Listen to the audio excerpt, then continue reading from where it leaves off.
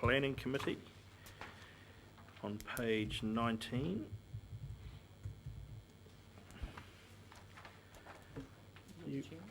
I was the chairman, but I'm happy to delegate that to the Chief Executive.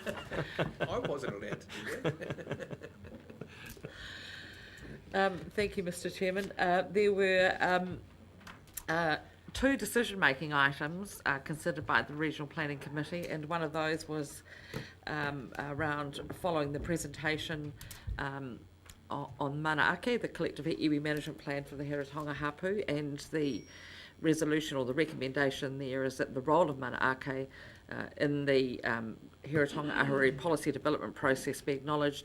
And the second was a discussion around the Regional Planning Committee terms of reference, and we note that the changes or the amendments are going to be further considered at a hui by the tangata whenua representatives before coming back to council for formal adoption. So there's nothing actually on the table for you to consider at this stage.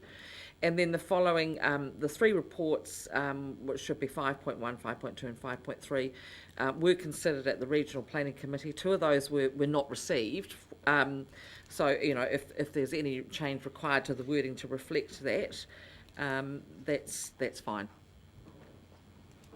Were considered, I suppose. Councillor Graham.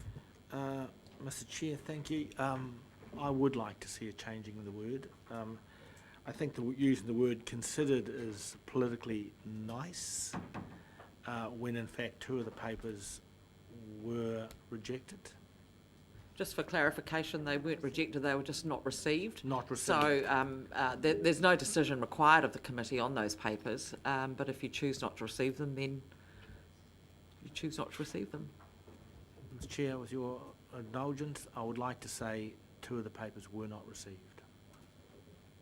So you're happy to move along those lines with the words received or not received beside each paper, depending on what it was?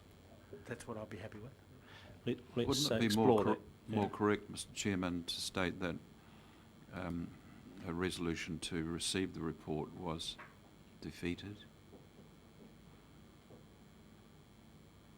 I would prefer that. On a vote of whatever it was. So, following the word meeting, for the inappropriate, what did you say?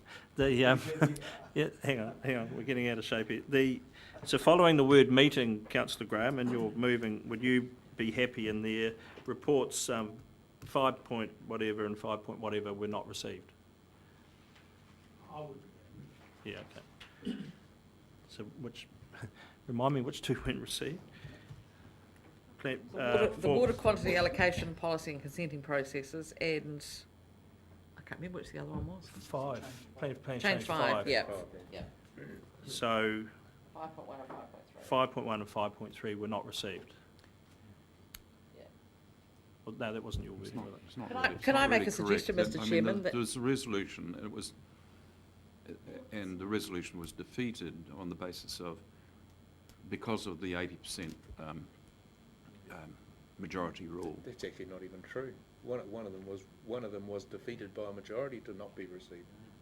Can I make a suggestion to the amendments through you, Mr. Chair? Can we leave as it is, notes that the following reports were considered at the Regional Planning Committee meeting, because they all were, but change the numbering to 5.1, 5.2 and 5.3, and notes that reports 5.1 and 5.3 were not received? Can we, or that the motions to receive reports 5.1 and 5.3 were defeated? That's a better way to put it, because the word received has actually got two meanings here. Excuse me, do we need to see that on the board, or is There were, I don't know whether you need to reflect it here, but for the one that I was that I was present for, there was a division. Should the minutes reflect the division? Or no, the minutes of the RPC will reflect The the division. RPC reflect that, yeah. So, Mover, you're happy with that? Were you seconding that? I'll second. I didn't ask for a seconder, actually, so thank you, Councillor Bevan. You wish to speak further? No. Further speakers, put the motion. All those in favour, please say aye. Contrary, no. Carried. Page 21, statement of intent for HBRIC Limited, 1516. And we have Mr. Drury here. Thank you, Mr. Maxwell. Your day is done. Okay. The late Mr. Adey is back. The late Mr. Adey. Okay. Well, he has his tie on. Okay, let's get into the statement of intent. So Thank I'll you, hand it Mr. over Chairman. to Mr. Drury. Thank Thank you. you, Mr. Chairman. I'd like to suggest we move through this paper by looking at the revised statement of intent, and that starts on page 29. And I think we just move through that paper and look at the adjustments made, and I can do some brief comments on those, and we'll just pick them up on the way through. Is that a good way through? Thanks, Mr. Chairman. Page 1, there's no alterations. Oh, sorry, page 30, there isn't any alterations. Page 31, at the top of that, wording not constrained to infrastructure's gone in, and that was a request by this council for that wording change. So too is the next one, which is any returns at a lower return towards profitability, a lower return on investment. The council wanted the HBRIC to recommend back to council before they invest, and that would normally be the case, but it's been certainly put in there to tidy it up.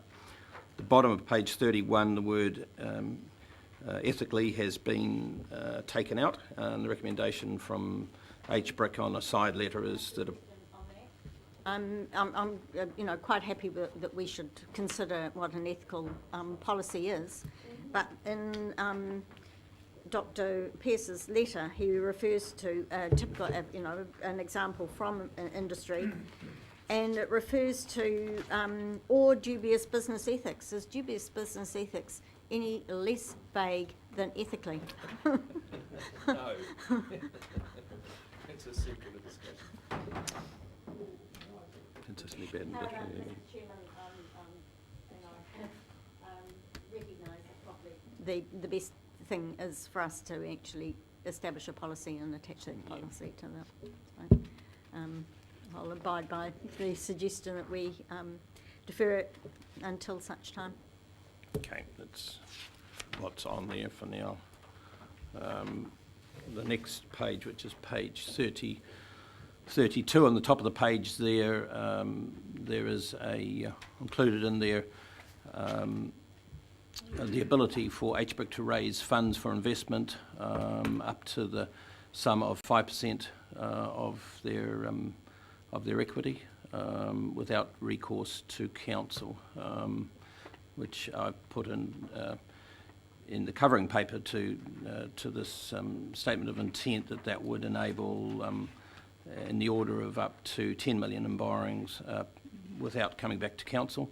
I've pointed out there a council decision made in 25th of March, which I've stated what the resolution was there. It's limited to 1%. So what we have here is a council decision, the 25th, on 1%, and the SOI on 5%. So I think that's something that council needs to decide on, Mr. Chairman, whether it's to continue at 5% or be reduced to 1% as per the 25th of decision.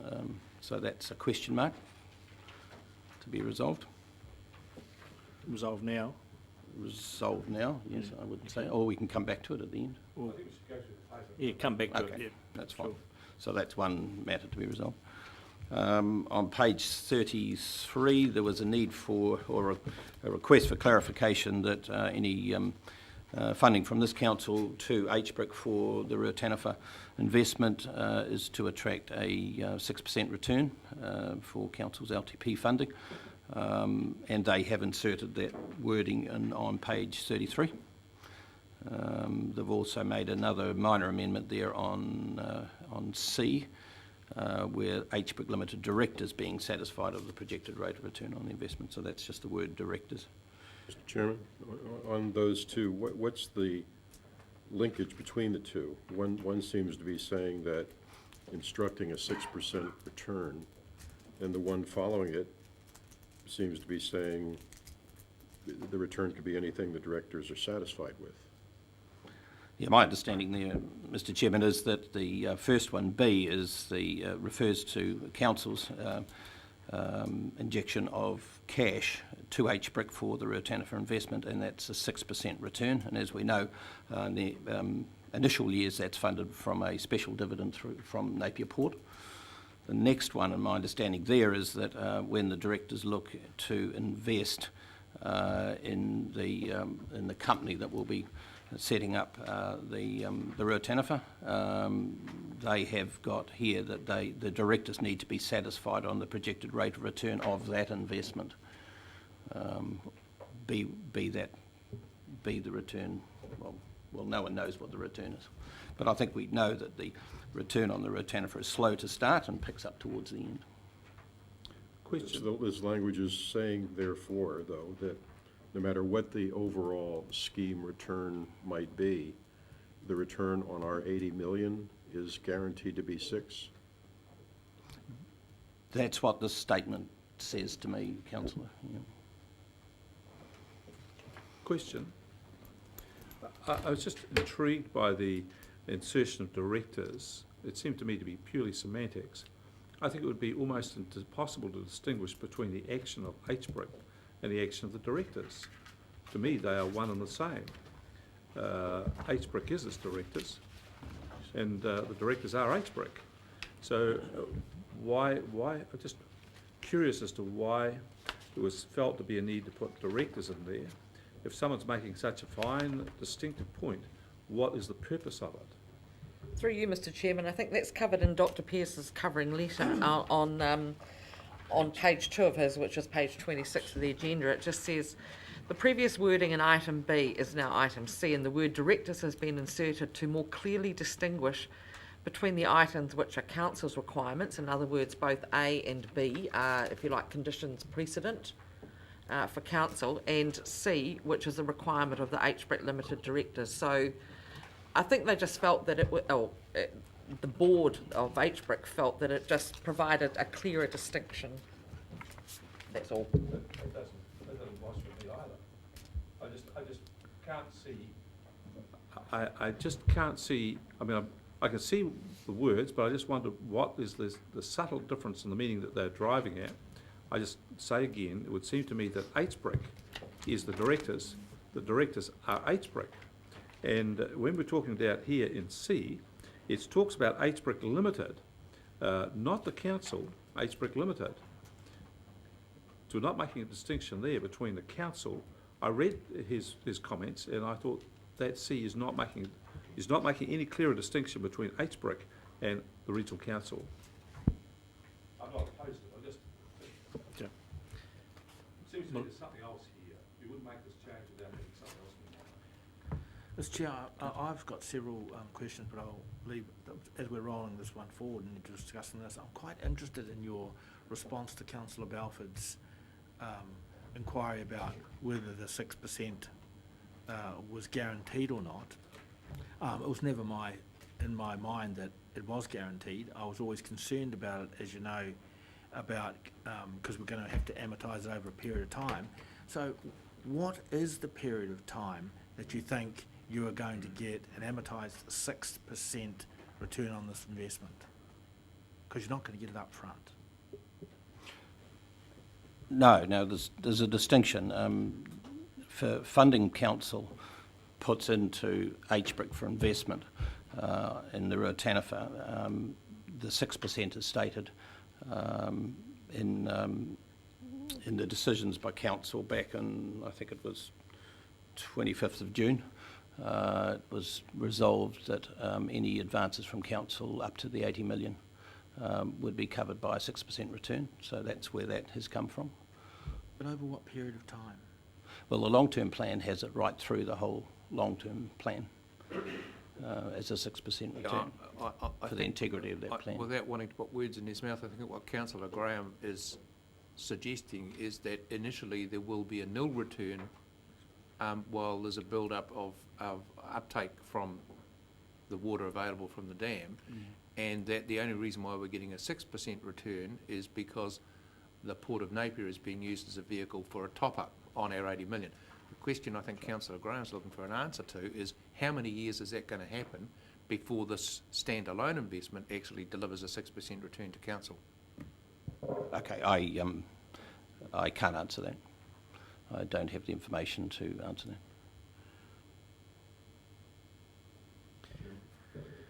Councillor Belvin.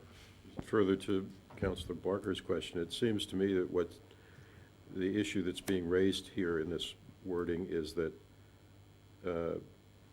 when you reflect on the intent that the chairman of HBRIC noted, is that the council, the HBRIC board would determine itself what an acceptable rate of return on the scheme would be, and that that would not be reviewable by this council. Is that the intent? Well, Mr. Chairman, through you, the decision once the conditions precedents have been met, the decision to put money into the company that's going to develop the Ruataniwha, I would have thought would have been the position of HBRIC directors. That's what they're there to do, and that's really what they're saying. They will be.